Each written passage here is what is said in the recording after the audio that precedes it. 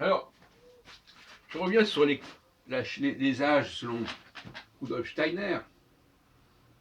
Le grand problème, voyez-vous, c'est que quand on a un modèle,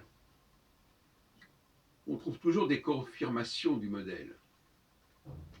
Pendant un certain temps, je me suis intéressé à ce modèle et j'ai essayé de le faire fonctionner à ma façon en regardant si, d'après les âges des gens, le changement d'âge, il y avait des changements de vie, etc.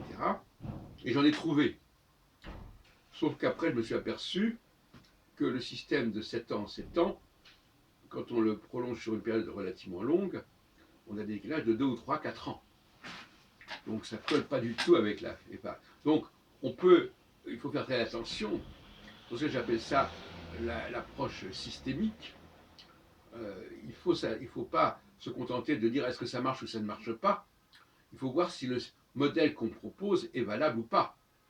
Or, un modèle de 7 ans en 7 ans, il est fondé sur quoi?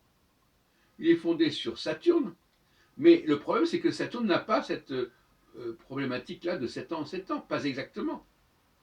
Et donc on va retomber comme dans le domaine du calendrier grégorien, etc., sur lesquels on a parlé récemment, avec des approximations qui à un moment donné vont être décalées.